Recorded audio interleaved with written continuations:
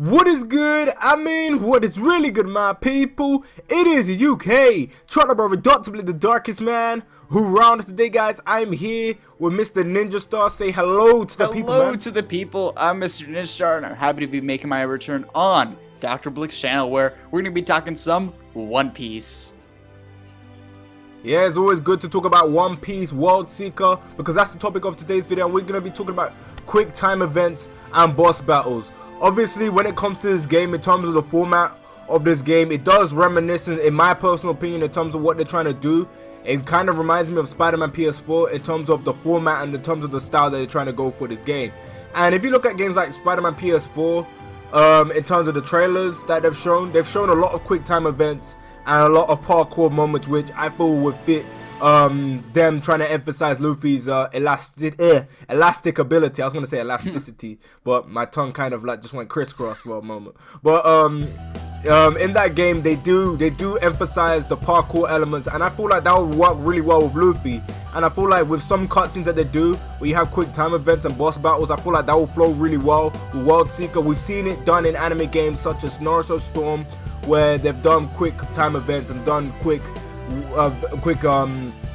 motions that actually look really good in terms of how good it looks in terms of the cutscenes portion of things. But how would you feel about quick time events, especially seeing games like Spider-Man PS4, even Storm 4 or previous Storm games with quick time events along with boss battles as well? And I've seen it happen a lot within boss battles. Obviously, we know that people like Smoker and Rob Lucci are confirmed as villains in the game. But I want to know your standpoints on that. I am all for quick time events and major boss battles in One Piece World Seeker. I feel it would benefit the game very well, given how the playstyle is going to be entirely centered around Luffy, and we know Luffy for, like, the game seems to be emphasizing, like you said, on a lot of his parkour, very movement-heavy type games. So I feel having quick time events could benefit it and make it feel a lot more fast-paced, or even kind of really feeling like we're in the action, or really feeling like we're enjoying this, you know. I don't want it to be like completely a stiff experience like One Piece. What was that one? Unlimited World Red or whatever. I don't want it to be anything like that. I want it to be kind of its own thing, to where it elaborates a lot on the movement and can really make us feel like Luffy. And I feel, given One Piece's unique cast of villains, I'm sure obviously they can stick with original villains too, but given how creative Oda handles his designs for each individual character, I feel boss battles would do it very well, considering a lot of the time the villain ends up being a lot bigger than Luffy. So I feel it could definitely work that way. Maybe because even like someone like Katakuri, he's like 3 times Luffy's height nearly. So it would be really interesting, given how, you know, the boss battles would work in this game. You can even combine the two quick time events with the boss battles. So I'm all in support of it. Yeah, and there's one thing I've noticed about boss battles a lot, is that it actually really enhances the story mode experience, and with games that look good, enhances the visuals as well. Like, I remember in Naruto, what was it? I think it was Storm 3, when Obito's mask got broken when he was trying to go with that Toby persona. The effects and the facial expressions actually really was brought out in terms of the way they handle it in that game. And I feel like quick time events actually makes the visuals and the story mode look good in terms of how the person's moving, in terms of how clean the scenes are. And I feel like you said, with big characters that Luffy's most likely going to go up against, I feel like that's going to complement the game a lot. And another thing I want to put out there is seeing Luffy swing from place to place. It really is a good way of actually implementing it in, because you can have him swing to a boss that could be like 10 times the size of him. In terms of, let's say they have a boss like the size of Pika that Luffy has to go up against, and you have to like dodge through multiple stuff, and then there's like a quick time event where Luffy like teams up with the Straw Hats to actually take down a boss like he did at Thriller Bark. If they did something like that, that would be cool as well, because one thing I like about quick time events and boss battles, when they're done right, it really does make you like immerse in the story. And that's one thing that One Piece World Seeker is going to need to do. It's going to need to put you and actually make you feel like you're in that story, and actually make the story seem interesting, because there's no online. And like what I said about Naruto to Boruto Shinobi Striker, with it having online, if you take that feature away, the game virtually has nothing. And that's the same with this game. If this feature ain't good, the game virtually has nothing. It's going to be like the Order 1886, or how people like to call it, the cutscene 1886. the Netflix 1886, bro. We don't want the game to be memed for having little to none content, and I've seen people complain about the game possibly having not that many not that many hours to put in terms of getting through the story mode. But there's one thing I gotta say is that hopefully, if this game is successful, hopefully we will get an additional story mode to it. It really does depend on how they leave the story as a whole. But I gotta ask you one thing, Ninja, bro. If there's one character that you would like to see as a boss battle from the original One Piece series, who would it be? Or characters, should I say? Could you repeat the question? Sorry, Discord cut out. Okay. If there's one character that you could have as a boss battle character to go up against, who would it be and why? So I have two choices in mind. The first of which is Rob Lucci. Obviously we know Rob Lucci for his amazing fight against Luffy in Enies Lobby, but when you compare Lucci in his leopard form to Luffy in his Gear Second, Lucci's a lot stronger than Luffy. I would say he's around maybe 9, 10, maybe even 11 feet, whereas Luffy's like around like 5'7", 5'8", something like that. And I feel that would work really well because it's not too big, but it's also not too short, so you kind of have to be smart about it. You can't be, because you are an easy target for him at the end of the day. Like, it's not like a Katakuri where he's like 15 feet tall and, you know, it's easy to dominate, whereas with Lucci, you're gonna have to be a bit more tactical with it. He's a bit more grounded in terms of like leveling and stuff. He's a lot shorter than that, so it would be easier for someone like him to hit you.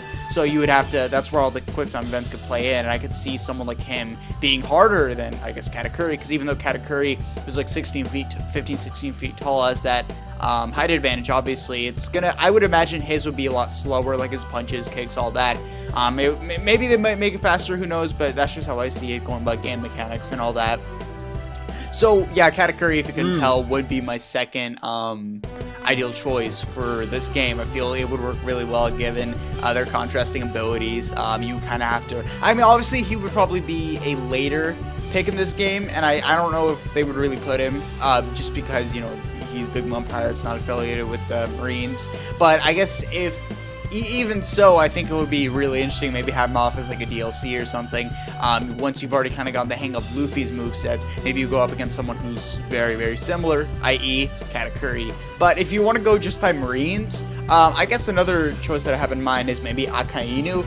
I know people might get on it for the power scaling thing, but I feel, yeah, it's the big size thing that could complement it really well. And also considering once we maybe learn hockey in this game, because I'm not sure if we're gonna have hockey right from the start or if we're gonna like learn as the game goes on, but it would be really cool to kind of learn hockey and then have to take on someone like Akainu who has that Logia Delphi, or maybe Red Hawk versus one of Akainu's moves. I think that would be really, really cool. Yeah, I totally agree with that. Like, in my personal opinion, I would like to see who the mystery villain is, because the mystery villain's already looking big and tall. But if I had to pick someone to be a villain for the Stray Riders to go up against, I would pick someone like Oz because of his size, and for quick time events and boss battles, he'll be an interesting character to have. But there's one thing that I like about the One Piece universe is that characters come in different shapes and sizes, or even a transformed Enru will be dope. But obviously Enru won't be in the game because he won't fit the format of the story that they're going for. But it'll be nice to see him there, or even a Blackbeard, someone like that will be cool to see them. But I don't really know what they're gonna do with this, because it's very interesting, because I could really see someone like Gecko Moria size being in the game, because that would create a little bit of diversity in terms of opponents that you'll be up against, because One Piece opponents are too, but in terms of how they are, in terms of their size, the size is so vast. Like, you got someone that is skinny too, like Doflamingo, and then you got someone that is like a bigger and more beefier build, and like someone like Kuma, or even like Gecko Moria, like I said. But I would like to see what they have installed in terms of that aspect of it. But when it comes to boss battles, again, it's something that I feel like they need to get right, and it's something that I feel that they need to select the characters wisely and also implement some new characters. Obviously, we're seeing old characters from the original series, and obviously I feel like we're gonna see our own original characters. I can't wait until they reveal that character and release the design of him. And also, there's one thing I gotta put out there as well. Quick time events is something that I feel will be there. It was in Pirate Warriors 1, I think I can't. I'm certain it was in Pirate Warriors 1, and I think like as the Pirate Warriors series went down the line in terms of Pirate Warriors 2 and 3, they kind of took some stuff out and made it more of a Dynasty Warriors clone.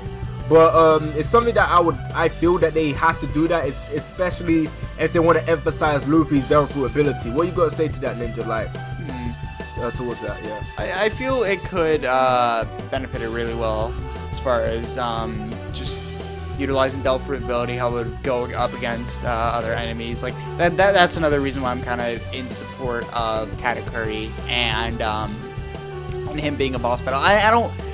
I feel like the changes on that are very mixed. I mean, Lucci, I'm a bit more confident on just because he's already confirmed for the game, so I think he has much better chance. But even someone like Katakuri who could mirror Luffy's abilities, or maybe we learn more techniques from Katakuri. I don't know if they would really go through with that just because of World Seeker. It's going to cover probably up to a certain point of the series. I don't know if it's going to go beyond to where Luffy's learn more techniques like in Wano or Reverie or all that. But yeah, I could totally see that being a case as far as utilizing Devil Fruit and all that against his enemies. And yeah, there's always DLC depending on how they end the story. That's one of the key points about this game. Like, we don't really know what they're gonna do with DLC until we find out how they actually end the story, because sometimes they can leave stories left open because they want to add a little bit more, they want to add some stuff towards it. Who knows what they're gonna do with this? Maybe they might do that with this story like they did with Xenoverse 1 and leave it open. But apparently they weren't planning on Xenoverse 2 with the whole leaving that opening like that. It was purely down to the fact that Toriyama didn't want those characters to die. But yeah, that's pretty much the video. Hope you guys liked the video. Make sure you check out NinjaStar. Channel link will be in the description below. Thank you for coming on the channel and actually helping me out with this video. It's always great to have you. And yeah, let me just wrap up this video. So please comment and subscribe. I know I say this all the time, but at the end of the day, I'm just saying, please like, rate, and enjoy this video. And yeah, this UK Brother will catch you in the next one. Bye guys.